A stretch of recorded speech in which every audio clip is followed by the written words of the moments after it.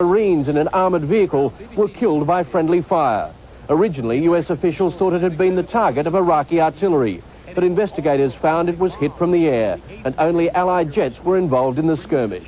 What I'm describing for you is a very intense, very close combat, and it appears now that if you look, as we have, at the penetration of the vehicle, it came in on the back left-hand side and went into the engine compartment in the bottom right. So clearly it was an airborne missile, and we have every reason to conclude that it was, in fact, a friendly missile. The US also admitted friendly fire was responsible for the death of another Marine in later fighting. Adding to the American losses, a B-52 bomber crashed into the Indian Ocean when returning from a mission in Iraq. The joint planes have been heavily involved in pounding Saddam's Republican Guards. Air Force officials say the bomber wasn't shot down, but had more likely developed mechanical problems. 3 of the crew were rescued, another 3 are missing. A similar fate for a US attack helicopter. The Cobra crashed while on escort duty, killing its 2-man crew. Allied commanders remain confident Desert Storm is proceeding as planned. They say incidents like the fatalities under friendly fire will always occur in military operations conducted on such a massive scale. They point to today's first daylight mission by British Tornadoes. It signals a new phase in the war effort, and the Allies' confidence that they rule the skies. Clear sky, you can see the ground very well. Yeah, it was good. Very successful. What about the ground fire coming back? Yep, there was a bit of that, I have to say.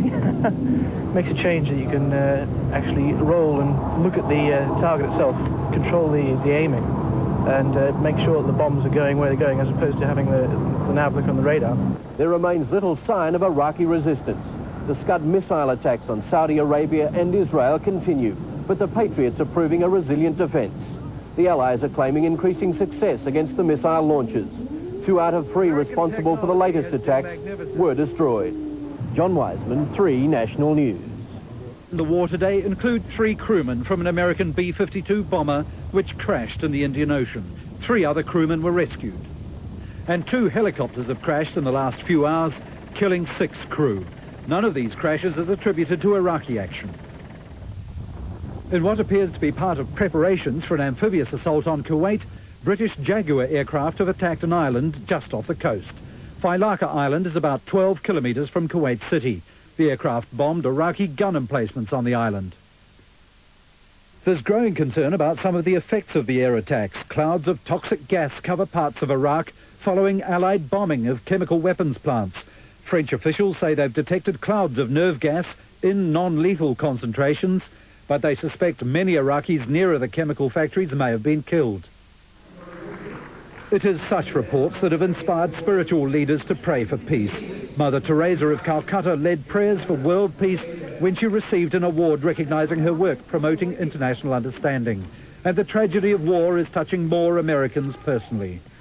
I can't believe he's not going to be home pretty soon. And much of the nation heeded a call for a national day of prayer. And far from the conflict, demonstrations of different types. More than 100,000 Moroccans marched in support of Saddam Hussein and against the participation of Moroccan troops in the American-led alliance. And in Peru, 8 people were injured when leftist guerrillas blew up this Kentucky Fried Chicken restaurant. Max Hayton, 3 National News.